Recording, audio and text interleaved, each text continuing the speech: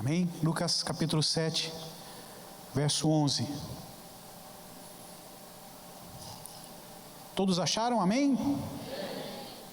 Em dia subsequente, dirigia-se Jesus a uma cidade chamada Naim, e iam com ele os seus discípulos e numerosa multidão.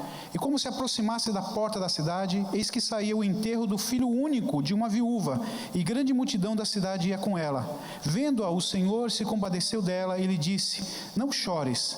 Chegando-se, tocou o esquife e, parando os que o conduziam, disse: jovem, eu te mando, levanta-te. Sentou-se o que estivera morto e passou a falar, e Jesus o restituiu à sua mãe.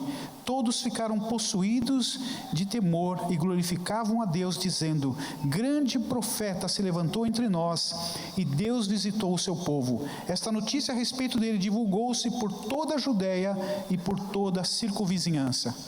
Senhor eterno, mais uma vez na Tua presença nos colocamos e pedimos agora, Pai, que o Senhor fale conosco, que o Senhor ministre o nosso coração, que o Senhor tenha liberdade nesse lugar, que o Senhor tenha liberdade em nossas vidas, ó Deus. Espírito de Deus, Tu és bem-vindo, Tu és querido, Tu és amado por nós.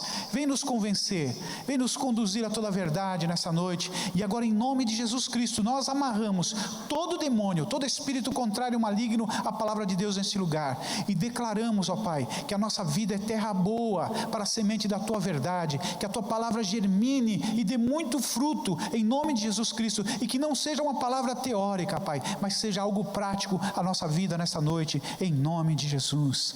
Amém, amém. Amém, queridos. Eu queria compartilhar dentro dessa história, o que está acontecendo. A gente, segundo fala do texto, tem sempre um contexto em volta. Por isso que fala assim, um dia subsequente, porque no dia anterior, Jesus estava em Cafarnaum.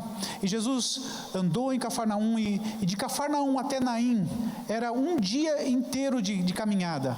Então Jesus esteve em Cafarnaum, e lá em Cafarnaum ele cura um servo de um centurião. Esse centurião era uma pessoa diferenciada. Foi um homem que ajudou a construir a sinagoga em Cafarnaum. Então era um homem respeitado e querido pelos judeus. Então os judeus foram interceder diante de Jesus. Jesus cura, atende esse homem aí, porque ele é uma pessoa nossa amiga, ele é um parceiro nosso. E aí Jesus foi em direção à casa desse homem.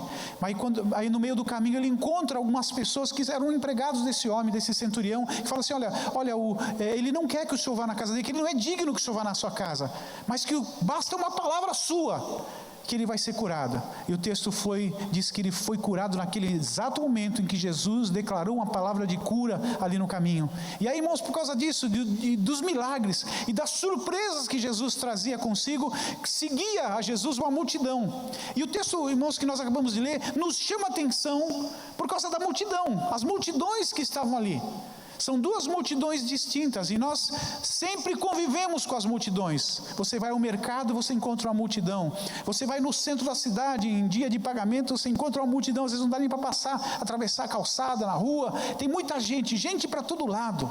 As nossas cidades são repletas de pessoas, e essas multidões estão sempre se encontrando. Você vai, a qualquer lugar que você vai, tem uma multidão, tem fila, tem na lotação, tem sempre gente, bastante gente ali.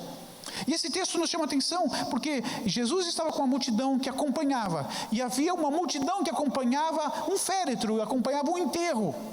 E a primeira multidão, irmãos, que eu queria destacar agora, que tem a ver conosco, com a maioria das pessoas que estão aqui. É gente que encontrou Jesus, é gente que encontrou salvação, gente que encontrou resposta, que encontrou cura, encontrou milagres em Jesus. E eu penso que andar com essa multidão, a multidão que estava com Jesus, devia ser uma multidão feliz, alegre. E é isso que a gente tem, quando a gente está todo mundo junto, a gente se encontra, a gente tem papo para conversar, tem motivos para dar muita risada, é piada, é brincadeiras, a gente é um colocando apelido no outro. O texto fala que tinha um homem que chamava Simão, que era discípulo de Jesus, e que apelidaram ele de Pedro. Pedro quer dizer pedra britada. Chamaram de Pedro por causa disso, talvez porque ele era muito falante, explosivo. Já colocaram um apelido. No meio da multidão daqueles que servem a Jesus, tem essa alegria. Um brincando com o outro, um caçoando, sempre há esse clima gostoso, de prazer. E a gente imagina, irmãos, eles caminhando, que eu penso que eles dormiram em Cafarnaum, e de madrugada eles saíram em direção a Naim, saíram de madrugada, e naquela caminhada, aquela multidão que estava com Jesus, só se ouvia coisas boas, gente resolvida, que sabia o que queria, que encontraram o Messias. Mas depois, irmãos, quando eles chegam em Naim, eles encontram uma outra multidão que está saindo da cidade, que está na porta da cidade. Uma multidão de gente frustrada, de um enterro, tinha passado por um momento de enterro. Às vezes a gente fica pensando, qual é o sentimento de alguém que está numa reunião fúnebre? Eu lembro quando era adolescente, que não foi um sentimento solidário. Eu tinha mais ou menos, acho que uns 16 anos, e a garotada na escola tinha falecido, o pai de uma menina da nossa classe, da escola. Então a gente combinou, estávamos no Martim Afonso e o enterro, o velório estava ocorrendo ali na Santa Casa, né, no velório da Santa Casa. Então nós combinamos, vamos lá todo mundo e tal, aquela galera pegou o ônibus juntos, vamos lá e tal, a gente vê e vamos ser solidários com a nossa colega que faleceu, o pai, e fomos todo mundo para lá, bolamos a aula, ninguém foi para a escola porque morreu o pai de uma colega, tudo era motivo de festa da garotada. E aí no meio do nosso meio, irmãos, tinha um garoto lá que ele era gordinho, ele era bem gordinho, loirinho, ele era neto de italiano e tinha aquelas bochechas cor-de-rosa, né? E ele menino tinha uma veia artística, uma veia hilária de brincar, de comédia, né?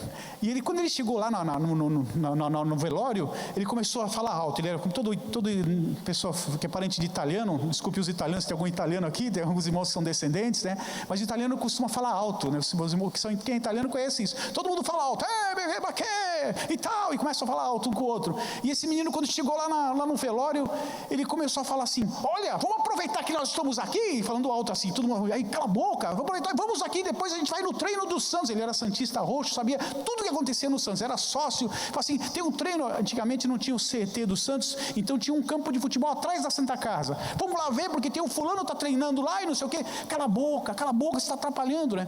Aí a gente, para mostrar nossa solidariedade, vamos lá se aproximar, que a menina está lá, está do lado do caixão, vamos lá. E a gente, quando chegou lá, aí a gente olhando assim para o corpo daquela pessoa, olhando para ali, olhando para mim, daqui a pouco aquele menino começa a falar: porque eu fui no enterro do meu tio, tinha salgadinho, tinha não sei o que, tinha cafezinho, será que vai ter cafezinho aqui? E a gente tivemos que sair quase tocado de lá, moço, sair fugido daquele velório, por causa daquele menino não parava de falar. Mas eu penso que nessa multidão não tinha esse sentimento que a gente está brincando aqui. Tinha um sentimento de muita tristeza, de muita frustração. Porque esse era um filho, um jovem, que tinha morrido.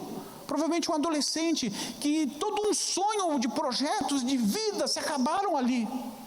Não sabia se ele tinha morrido de enfermidade, de acidente, o que tinha acontecido, mas estava ali. Um sonho acabado ali. E aquelas pessoas que estavam ali, diferente da outra multidão, que tinha um referencial vivo, que era Jesus, o Senhor de todas as coisas, aquele que curava, aquele que surpreendia a todo momento, eles tinham ali o referencial uma pessoa morta. Você pode imaginar, irmãos, que diferença. E quando nós olhamos para a nossa vida no dia de hoje, irmãos, nós estamos sempre nos encontrando multidões, essas que têm Jesus, que têm alegria, que têm razão de viver, que têm respostas, e uma outra multidão que não tem nada disso, que está frustrada, que está pensando na desgraça que tem acontecido. Às vezes é alguém que trabalhou tanto e tem lá um filho que está envolvido com as drogas, alguém que recebeu uma notícia de uma enfermidade maligna, que tem pouco tempo de vida. Quantas pessoas estão andando aí na rua, que fazem parte dessa multidão diferenciada, dessa multidão triste, aborrecida. E Jesus, irmãos, Ele vem para fazer a diferença. Jesus vem para trazer resposta. Eu queria compartilhar a primeira lição que nós tiramos nesse texto aqui. Está nesse verso 13. No verso 13 é assim: vendo-a o Senhor. Aleluia. Não sei se você já teve essa sensação de que você é invisível, de que ninguém te vê, não é? Você já teve essa sensação? Ninguém me vê, ninguém sabe que eu existo. Um dos primeiros sentimentos de alguém que está em depressão é sentir isso, sentir que, por mais que as pessoas o ajudem, ele parece que ele sente sempre que está sozinho. Você deve ter sentido já muitas vezes isso: ninguém me vê, ninguém se importa comigo, tudo o que eu faço ninguém me vê, ninguém reconhece o que eu faço, não lembro nem do meu aniversário. Você já teve essa sensação de que ninguém lembra de você, ninguém viu você? Mas uma coisa eu vou dizer para você: Jesus está vendo você. e Ele sabe da luta que você tem passado, Ele sabe das dores que você tem sentido, Ele sabe das lutas. Quando a gente fala assim, Deus está vendo, a gente sempre fala isso desde criança, o papai do céu está vendo, né? A gente tem aquela ideia de que Ele está vendo tudo que de ruim que a gente está fazendo, mas irmãos, Ele não só vê, Ele vê tudo, e Ele sabe o que você tem passado na vida, Ele sabe as dificuldades que você tem para chegar até aqui, as lutas que você tem vivenciado, os problemas que tem atingido a sua vida, a sua família, Ele está vendo, aleluia. Quando nós olhamos, irmãos, a história de Jó é uma história bem interessante, porque Jó perdeu tudo, perdeu a saúde, perdeu os filhos, perdeu suas riquezas, mas mesmo assim, mesmo estando Deus ali, mesmo ele vendo como se estivesse abandonado por Deus, Deus nunca deixou de estar presente. Assim como Jesus, quando diz assim, Deus meu, por que me desamparaste? Mesmo assim, ele carregando o pecado da humanidade, Deus estava presente, Deus nunca deixou de estar ali, Deus nunca deixou de estar vendo, porque o seu propósito sempre está sendo cumprido em nossa vida. Amém? Deus está vendo você, meu irmão. Dá uma chacoalhada no irmão do lado e diz assim, irmão, Deus está vendo você. Você é alvo da atenção do Deus poderoso, de Jesus maravilhoso. Ele nos vê, Ele sabe da nossa história, Ele sabe o que você está passando na família, seja lá o que for, Ele se importa com você. E Ele sabe como você chegou aqui nessa noite. Aí você fica pensando assim, mas Senhor, e o meu emprego? Eu preciso tanto de um emprego. Eu lembro, irmãos, de uma época da igreja, que a gente estava assim, não ia começar um culto, eu tocava, fazia parte do grupo de louvor, né? Tocava baixo na época, e aí eu tinha afinado o instrumento, e aí eu vi um menino que tinha chegado cedo, um rapaz que tinha chegado cedo, estava ali no canto, triste, aborrecido, aí eu sentei do lado dele, o que está acontecendo com você, meu irmão? Todo mundo, Deus abre a porta de um emprego, mas para mim nunca chega a minha vez. Eu falei para ele, Deus vê você, Deus sabe o que você está passando. E aí nós nos abraçamos e eu orei por ele. Na semana seguinte, ele foi chamado para trabalhar na Cosipa, que hoje é Uzi Minas. E aí, irmãos, ele foi para lá, irmãos. Quando ele começou a trabalhar lá, eu falei assim, Deus te abriu essa porta. Depois de muitos anos, irmãos, eu fui encontrar esse irmão lá na Samambaia, na igreja do Samambaia, ele era membro lá. Eu falei assim, e aí? E aquela porta que Deus abriu? Estou lá ainda, estou lá. E ele falou assim, eu estou pensando em sair de lá. Eu falei assim, não vai sair não, foi Deus que te colocou lá. E ele falou assim, olha pastor, eu vejo assim, 1000 cairão ao teu lado, 10.000 à tua direita, mas tu não serás atingido. Para a glória do Senhor, esse irmão se aposentou na Cosipa, desde que ele entrou lá. Ele teve um dia, irmãos, que só num dia foi mandado 3.000 embora. Deus está vendo você, meu irmão. Deus tem algo preparado para você. Espera no Senhor. Creia que Ele está no controle, e Ele é poderoso para fazer infinitamente mais do que pedimos ou pensamos. Amém? A segunda lição, irmãos, que nós tiramos desse texto aqui, está nesse mesmo verso 13, quando diz assim, se compadeceu. Repita comigo, se compadeceu. Irmãos, que coisa maravilhosa a compaixão de Jesus. Nós sermos alvo da compaixão de Jesus. Compaixão, irmãos, é viver a dor um do outro. E quando você olha para essa viúva, irmãos, essa viúva é uma mulher viúva e tinha um filho único. Então a gente pode imaginar, essa mulher quando ficou viúva já foi uma dor muito grande. E viúva nos dias de Jesus não é como hoje. Tem viúvas que ficam às vezes melhor até do que quando ela era casada, porque ela pega a grana do marido que às vezes nunca conseguiu pegar, ela consegue ver uma vida até melhor, porque a pensão dela é uma pensão boa. Aquele marido sempre que foi mão de vaca na vida dela toda, e agora ela tem o dinheiro na mão, né? Mas nos dias de Jesus, irmãos, não tinha previdência social, não tinha coisa nenhuma. Uma mulher que ficasse viúva, ela ficava míngua. Se ela não tivesse alguma reserva guardada, ela poderia se transformar numa escrava. Ela acabaria sendo vendida para pagar as suas próprias contas. Agora, ela viúva, ela tinha um filho. Geralmente as viúvas, elas se escondiam atrás de filhos que pudessem ajudá-las, pudessem sustentar, levá-la, mesmo casado, ainda levavam essa mãe junto. Mas esse filho, que ela projetou os seus sonhos, que ela projetou todo ver netos, ver um casamento, ver coisas bonitas, ela não podia, ela estava morrendo ali, porque ela não ia ver nada disso. Aquele rapaz, que seria um rapaz que iria trazer alguns benefícios, algumas alegrias na vida dela, não vai poder mais, porque ele faleceu. E o normal, irmãos, na história, é que os filhos enterrem seus pais, nunca ao contrário. E aquilo estava causando uma dor, mas Jesus estava vendo a dor daquela moça, daquela senhora. Jesus se compadece. Eu quero falar para você nessa noite que Ele tem compaixão de você também. Ainda que você pense que você está passando algum tipo de dor, algum tipo de enfermidade, algum tipo de problema, Ele se compadece da sua dor. E eu penso, irmãos, que quando a gente entende a compaixão de Jesus, e a gente é imbuído desse mesmo sentimento, o sentimento de Jesus em nós, nós podemos ver os milagres de Deus. A compaixão de Jesus, quando entra em nós, porque nós temos Jesus em nosso coração, e nós também temos que sentir compaixão da vida das pessoas, imaginar a dor das pessoas, é compartilhar essa dor, viver a dor um do outro. E quando nós sentimos isso, e nós vivenciamos esse momento de dor, de angústia, irmãos, e unimos isso à fé, os milagres se processam. E se às vezes não tem acontecido muitos milagres, é porque nós não estamos sentindo os sentimentos de Jesus em nós. Se você tem orado pelas pessoas, e não tem acontecido nada, comece a pedir para Deus: Senhor, derrama compaixão no meu coração, a compaixão do Senhor se derrame na minha vida, que eu possa sentir a dor do meu irmão, que eu possa sentir a dor das pessoas, e não apenas olhar para mim mesmo. Porque quando a gente sente a compaixão de alguém, a gente está abrindo mão de nossos próprios sentimentos, de nossos próprios valores, de nossos próprios sonhos, porque estamos centrados e focados em alguém que a gente ama. Amém, queridos?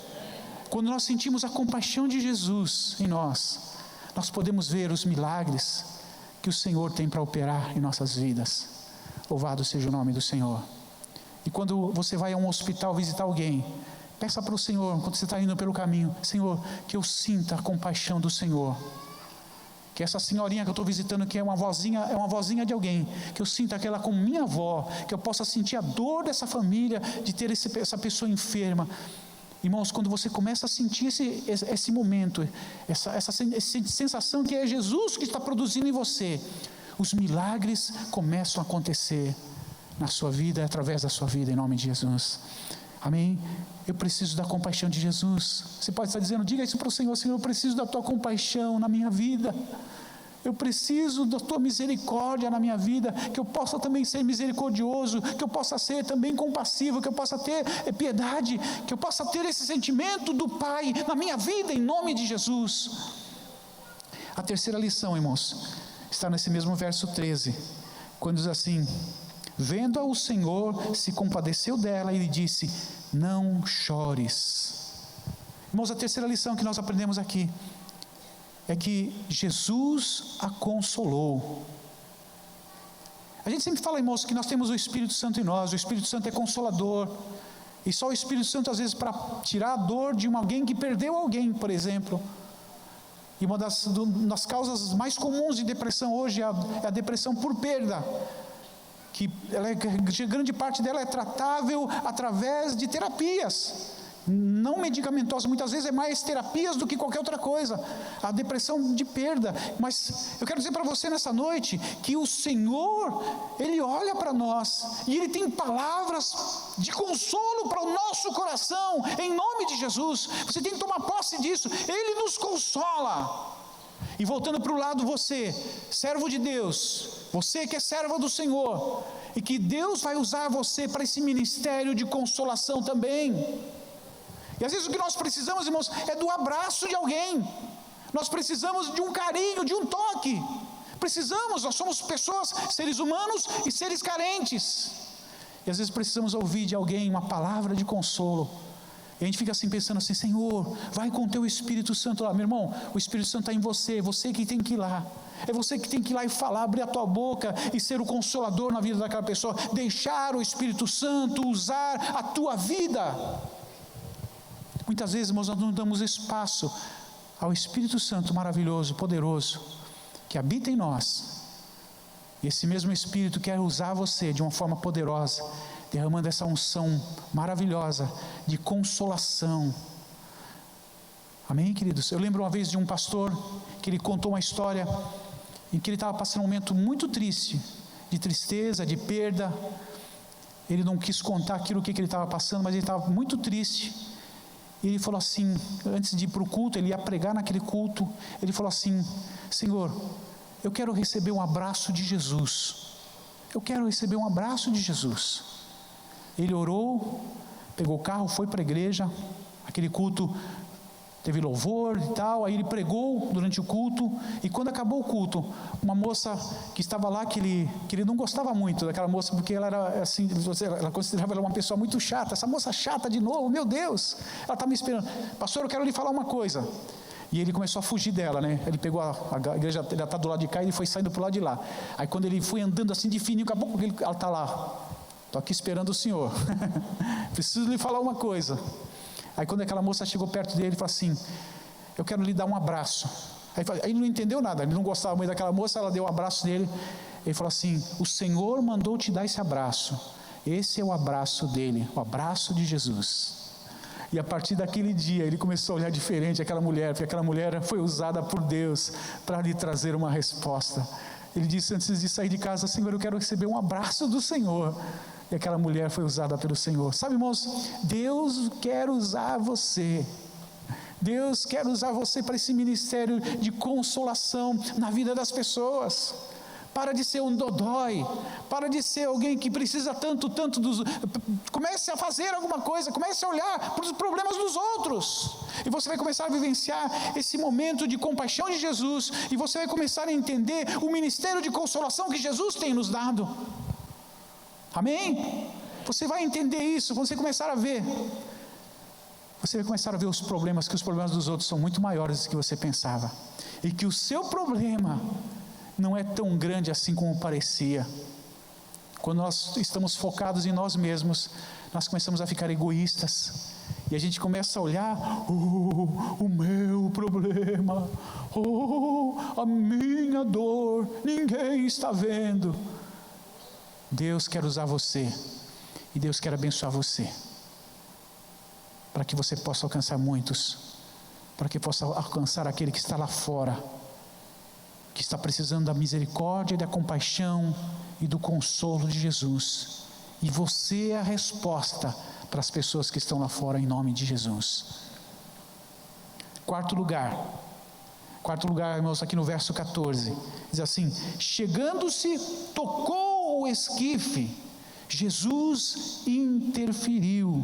A vontade dele é sempre essa: interferir na nossa vida, quando o nosso destino é o pecado, quando o nosso destino é o mal, quando o nosso destino é a morte, quando o nosso destino é a desesperança. Ele vem para interferir em nome de Jesus, e a interferência dele sempre é muito grande e maravilhosa, e nós temos que glorificar o nome do Senhor, porque ele vai interferir. Quantos aqui tiveram a interferência do Senhor para que você pudesse estar aqui hoje? Tiveram na sua história, na sua vida, algum tipo de interferência? Quantos que vieram porque estavam sobrecarregados de demônios? Quantos que vieram a Cristo porque estavam desempregados? Quantos que vieram a Cristo porque estavam com problema na família, no casamento, e que Deus interferiu e a história foi mudada? Ele interferiu, e o texto fala, irmãos, que ele foi e tocou no esquife. Quando, irmãos, um judeu, um sacerdote não podia tocar em uma pessoa morta. Ele tinha que passar por um ritual de purificação, porque tocou no morto. O sacerdote, ele só podia tocar se fosse alguém, como por exemplo a esposa dele só. Ele era autorizado, mas ele tinha que passar depois por um ritual de purificação, mas no resto ele não podia. E Jesus, irmãos, ele foi de encontro à morte. Ele não se preocupou com o que fossem falar dele. Você tocou em morto, sai para lá, não vai encostar mais em mim não. O povo judeu, irmãos, ele tinha um monte de milindres, um monte de regras, um monte de legalismos. Mas Jesus tocou lá no morto. Jesus se fez maldição por amor a nós. Ele morreu na cruz por amor a mim e a você. E dizem, irmãos, que a cruz que Jesus usou era uma cruz desconfortável para Jesus, porque não era, a cruz era feita por medida, pela pessoa. Ele tinha o tamanho de Barrabás. Diziam que Barrabás era maior que Jesus, os estudiosos da Bíblia. Por isso ela se tornou mais desconfortável do que era ser morto numa cruz. Não tinha coisa pior e desconfortável como uma cruz. Mas ainda se tornou mais desconfortável ainda, porque a medida não era a medida de Jesus. Ele sofreu porque aquela cruz não era dele. aquela cruz era minha e sua, e Ele morreu por nós. E quando Ele toca no morto, irmãos, Ele está abrindo mão de todas aquelas instruções de um bom judeu, de um bom fariseu. Ele está abrindo mão porque Ele queria ver a glória do nome do Pai sendo glorificado, o nome do Senhor sendo exaltado. Aleluia. Quando Ele, no capítulo 2 de Marcos, Ele logo no comecinho ali, um homem que estava com lepra começa a gritar: se o Senhor me tocar, eu sei que eu posso ser curado. Se o Senhor quiser, eu posso ser curado. E Jesus foi até aquele homem. Os irmãos, um leproso ficava longe, ficava fora da cidade, ficava longe. Ele tinha que gritar: se o Senhor me tocar, eu sei que eu posso ser curado. E Jesus foi na direção daquele homem e o tocou. E um sacerdote também não podia tocar no leproso. Jesus tocou. Amém? Jesus quebra todas as barreiras para estar conosco, para nos abençoar. Você pode ter vindo aqui nesse lugar, vindo de uma imundícia de pecados, de problemas insolúveis, com dificuldades, achando-se a pior pessoa do planeta. O nosso Senhor quer te abençoar e tocar na tua vida e transformar o seu coração. Louvado seja o nome do Senhor. Aleluia. Eu lembro, irmãos, quando Jesus interfere, é tão maravilhoso. Eu lembro da história de um moço que foi nossa ovelha numa de nossas igrejas, em que ele se envolveu com a política, parou de trabalhar. E aí ele tinha uma empresa de consórcios. E aí o que aconteceu? Começaram as pessoas a passar o tempo e ele não tinha dinheiro para receber, não tinha os bens para receber, e as pessoas ameaçando colocar ele na justiça, porque ele se candidatou a vereador, não ganhou, e aí a coisa embolou, ele ficou uma montanha de dívidas, ele não sabia o que fazer. E aí nós fomos lá, eu chamei ele assim: eu quero que você venha às 7 horas da manhã, nós temos oração na igreja, eu quero que você esteja conosco lá, orando lá, eu quero ver você chorando e gemendo na presença do Senhor. E aí eu vi ele lá quase do meu lado, assim, perto do púlpito, chorando, orando, pedindo a Deus uma solução. E no começo, irmãos, a ideia dele era assim, ele tinha falado para mim: eu vou deixar essa desgraceira toda e vou me embora. Aí quando eu fui analisar a desgraceira que ele estava falando, ele ia deixar a mulher e os filhos. Eu falei assim: que isso, meu irmão? Você não é homem de Deus se você fizer uma coisa dessa. Vamos orar que Deus vai te dar uma saída. Aí a esposa dele fazia umas costuras, fez umas costuras e entregou para uma cunhada tal, que te entregou lá. E essa cunhada, em vez de pagar em dinheiro, que ela precisava do dinheiro, o dinheiro que ela pegava era para comprar leite para as 2 filhas pequenas. E aí ele deu um saco de alho para ela. O que eu vou fazer com isso aí? Faz tempero e vende. Não, mas eu preciso do dinheiro. Não, eu não tenho dinheiro. Toma isso aí. Deu um saco de alho para ela. Aí eles oraram: Senhor, que o Senhor faça uma grande multiplicação nesse alho. E aí ele começou a esmagar alho, e aí ele começou a trabalhar, estava tentando no emprego dele, trabalhando durante o dia, chegava de noite ele ficava esmagando alho. Falei assim: pastor, nem chega perto de mim, que eu estou cheirando alho até os cabelos, né? Ele estava fazendo tempero, ele fazia um potinho, fez uma etiquetazinha, aí começou a vender nos açougues. Só que assim, ele queria vender para receber na hora, porque ele estava precisando do dinheiro. Aí ele falou assim: então deixa 1 ou 2 aí, mas o tempero dele era de qualidade, era bom. E aí ele pegou, ele perguntou para mim: e agora, como é que eu faço? Estou cheio de tempero em casa. Faz o seguinte, vai lá e deixa nos açougues em consignação. Fala assim: vou deixar 10 contigo, e amanhã o que você me vendeu desses 10, você me paga, e o restante você fica aí. No dia seguinte, quando ele voltava, tinha vendido tudo, todos os açougues estavam vendendo. E aí, irmãos, ele bolou uma ideia ele tinha um tanquinho de lavar roupa, ele modificou esse tanquinho para fazer, moer aquele alho em grande escala. Irmãos, quando nós saímos de Mongaguá, ele já estava com quase todas as dívidas pagas. Deus tinha aberto uma porta de um emprego melhor para ele. Ele já estava pagando todas as suas dívidas para a glória do Senhor. Isso é a interferência de Jesus.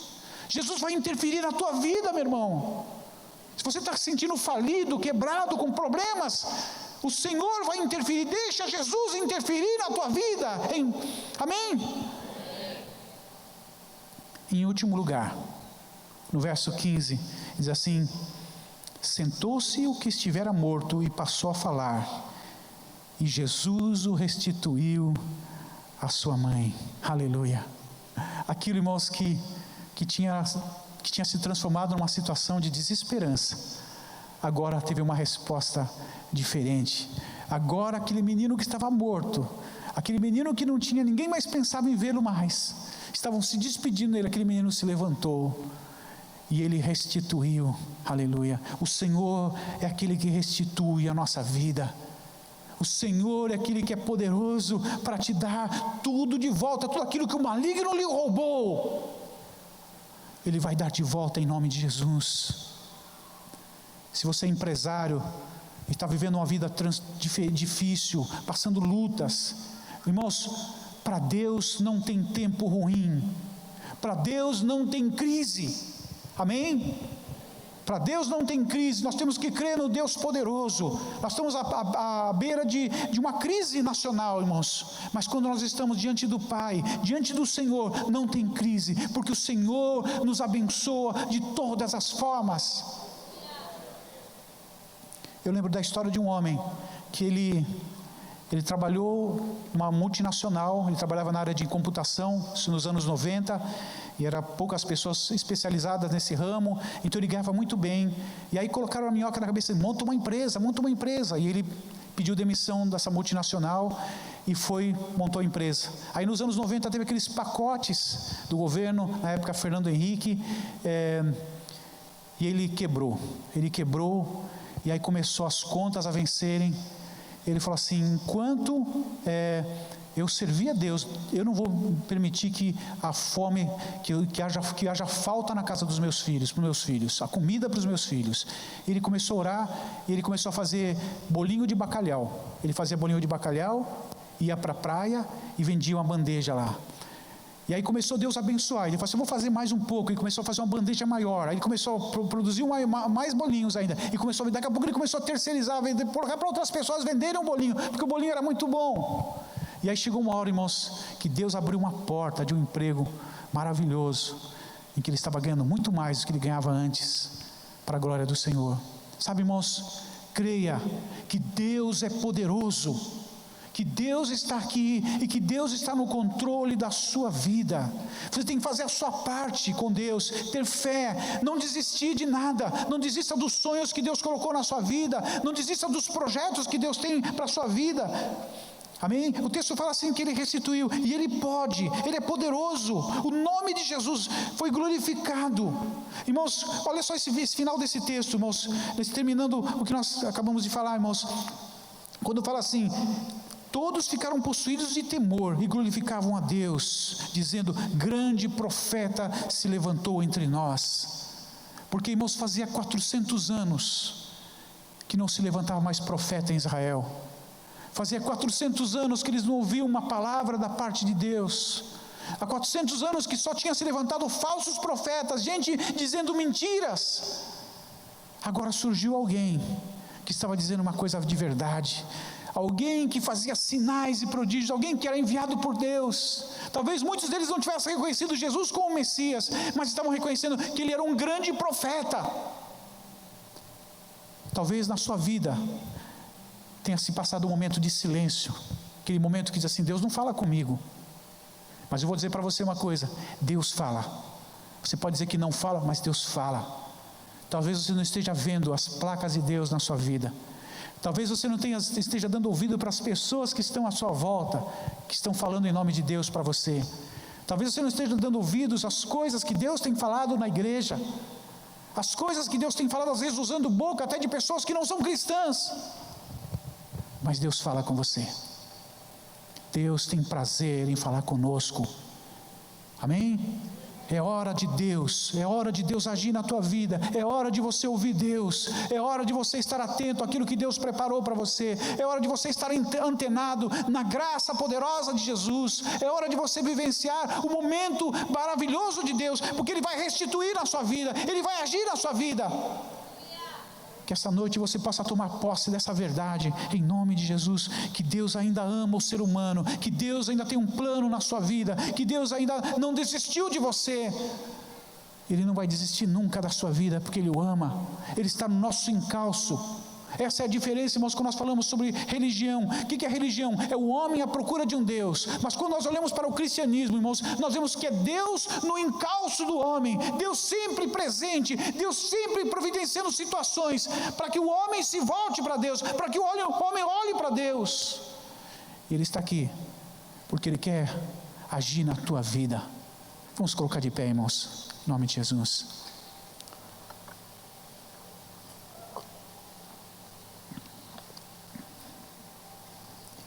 quero convidar e desafiar você que está aqui nessa noite, que está vivendo um momento difícil na sua vida, em que as portas parecem que estão fechadas para você, que as coisas não estão fluindo, a luta continua dentro da sua casa, na sua família. Saia do seu lugar, vem aqui à frente, eu quero orar por você. Não tenha vergonha. Você que está vivendo esse tempo de dificuldades, tempo de lutas, você está vivendo e não vê as respostas que você gostaria, não está fluindo como você gostaria que fluísse. Você que está tendo problemas na família, é um irmão, é um filho, é um marido, é a esposa. Saia do seu lugar, não tenha vergonha. Em nome de Jesus, nós vamos orar. Deus vai agir com o seu milagre, com o seu poder, com a sua glória. Em nome de Jesus. Nós vamos cantar um cântico ao Senhor enquanto você adora o Senhor. O Senhor é a minha luz e a minha salvação. A quem temerei? O Senhor é a força da minha vida, de quem eu me recearei.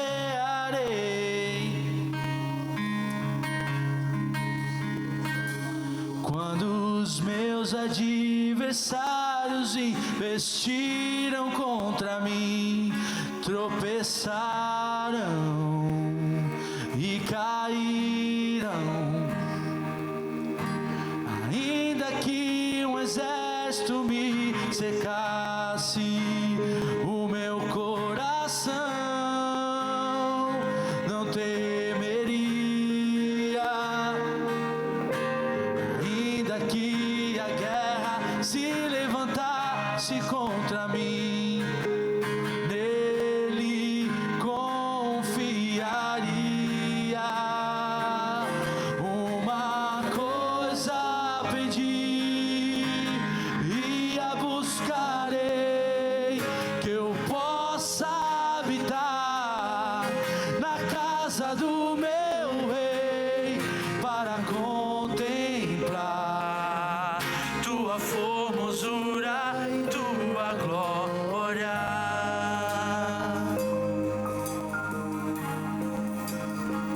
Os pastores, os líderes, vêm assim ajudar a orar. Senhor é a minha Irmãos, luz e a minha salvação, a quem temerei?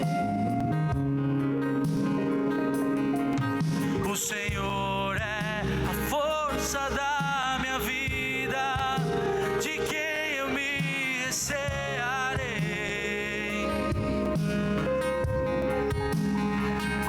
Quando os meus adversários investiram contra mim, tropeçaram e caíram. Ainda que um exército me cercasse, o meu coração não temeria. Ainda que a guerra se levantasse contra mim,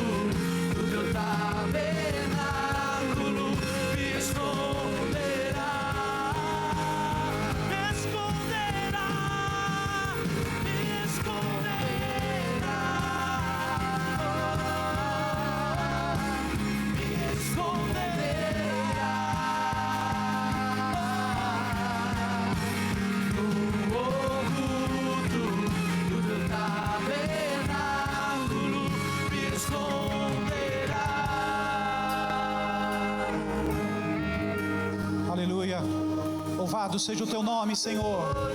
Tu és o Deus que está no controle da nossa vida. Vem, Senhor, com tua graça. Vem com o teu toque de vida nessa noite, Pai. Ó Pai, glorifica teu nome na vida dos teus filhos. Em cada necessidade, Pai. Toca, Jesus. Manifesta o teu poder, a tua glória. Manifesta, Senhor. Manifesta, Senhor. Vem, Espírito Santo. Paira sobre cada um aqui nessa noite, derramando a tua unção de cura, de milagres. Oh, Senhor eterno. Vem, Senhor. Nós oramos por cada família aqui representada, Pai. Que o Senhor toque com o seu toque de vida, Deus. Em nome de Jesus.